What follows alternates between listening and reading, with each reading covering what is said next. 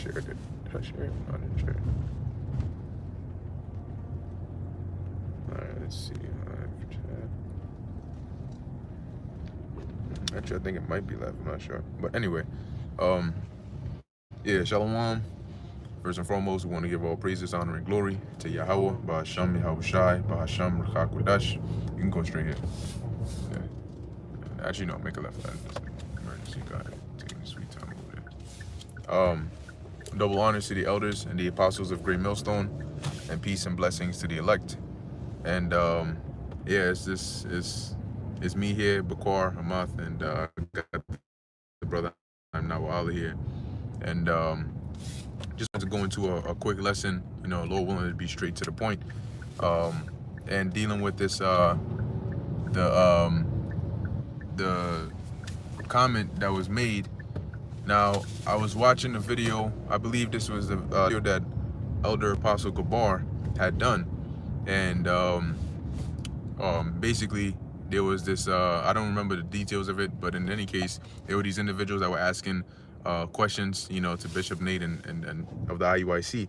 And one thing that one of the individuals said was, I guess he was asking about finances in a way, and he was saying that because he doesn't want to be woke and broke, or something along those lines, which like the Apostle Gabar mentioned in his video, and I know Apostle Ramlab also did a response to it, and various other brothers and elders as well. But if that's the mindset, which is I don't want to be woke and broke, then this isn't for you.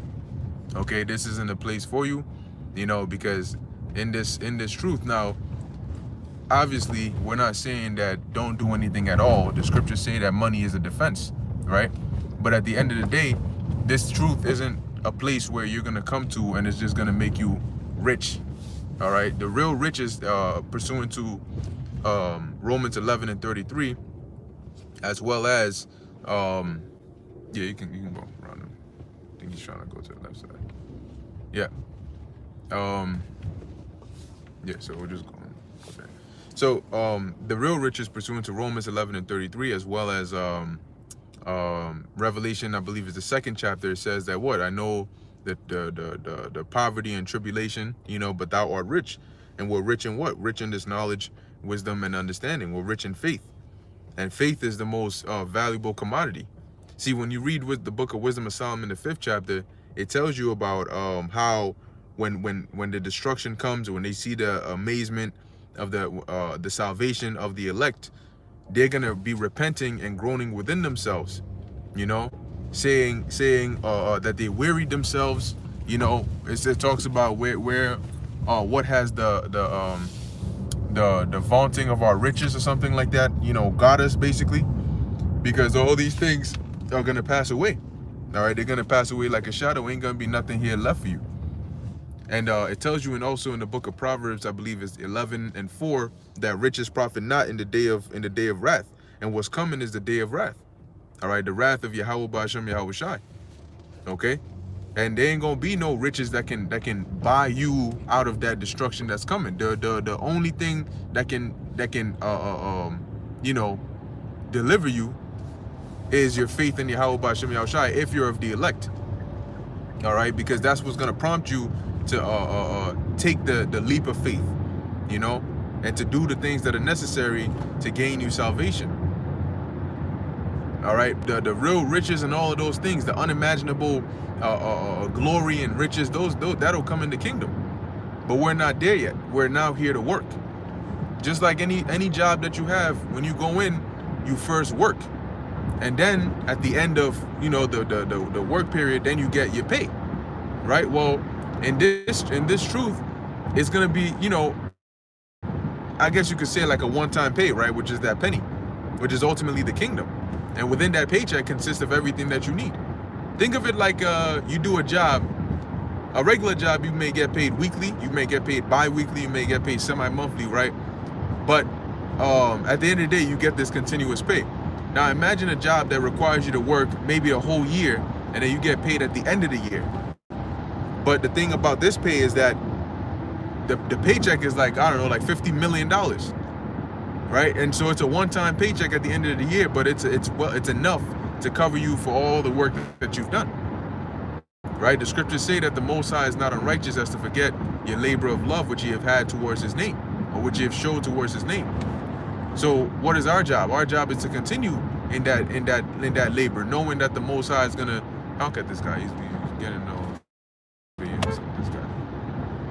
You know, to continue in slow.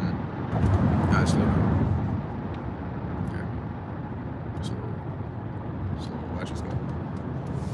Yep. So to continue in any case, in the work that Yahweh B'Shem Yahushua has ordained us to do. Okay. You know, and so yeah, that statement of I don't want to be woke and broke, that's from a carnal standpoint, because yeah, money is a defense, but above that is wisdom.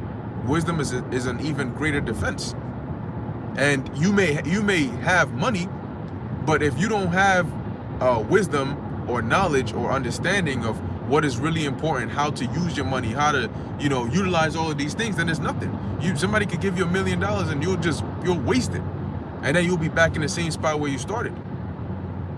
So the true riches of it all, like let's take for example King Solomon, right? King Solomon was one of the wisest men on the planet Earth, and what's one of the things that when you read in the book of Ecclesiastes, one of the things that King Solomon always made reference to or he always made a point to say was, yeah, he was rich, yeah, he was wise, yeah, he could do anything that he wanted to do, but at the end of the day, it wasn't permanent. Okay, he said pretty much like, what's the point in gathering up riches if somebody, you're gonna die and somebody else is gonna inherit it? Somebody else that may not have worked for it the same way you did. You put in all this work and all this labor, but when you die, you don't take the riches with you. When you die, you don't take the status that you had on this earth, all right, the worldly status that is with you, right? When you die, you go as you came. Now, the works, as it says in the book of Revelation, their works do follow them. So what's most important is the works that you do for Yahweh B'Shem Yahushua. That follows you from the heavens to the earth and back to the heavens. See, Moses, King David, you know, Yahushua, Samuel, Elijah, Elisha, all these men, guess what? They're known on the earth and in the spirit world because their works do follow them. You see, the works of this world are making money. You could be the richest man. Guess what? In the spirit world, Bill Gates and the Rothschild, they're not known for being billionaires or being rich or no. They're known as the wicked for being demons. All right, for the role that they were created to play.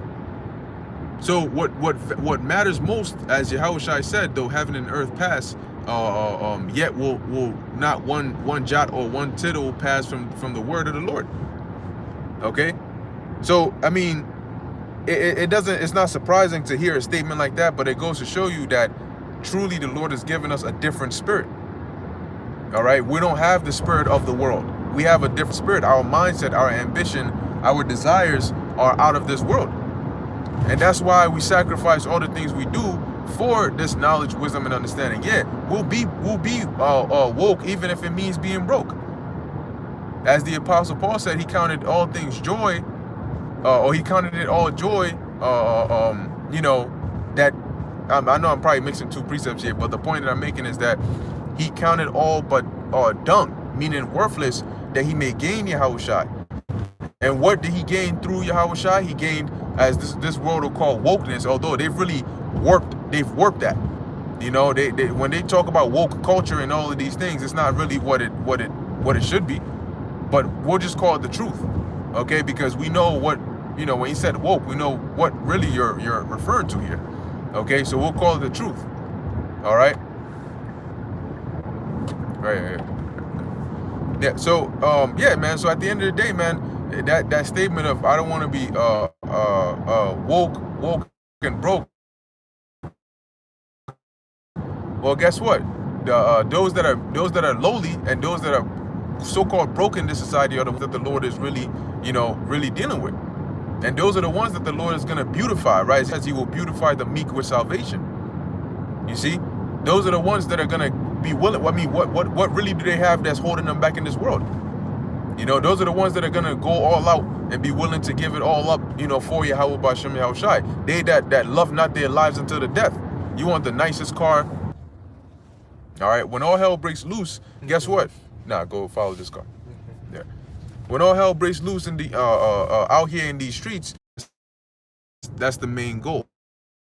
Seeking the kingdom of Yahweh B'Shem Yahushai, which means being willing to risk everything for the Lord, being willing to lose everything for the Lord. You remember this place, right? You just go straight this car after the stop sign and it won't make it right. You know, and that's the mindset that we're in. Okay, so hey, that's pretty much, you know, that's pretty much it on that. You got anything on that? Yep. So that's pretty much it on that. You know, hey, Lord willing, that was edifying to the elect. You know, this truth is not just what it looks like on the outward. You know, it's also about, yeah, after them you can go. It's not about what it looks like on the outward, man, but it's also about the mindset that you carry.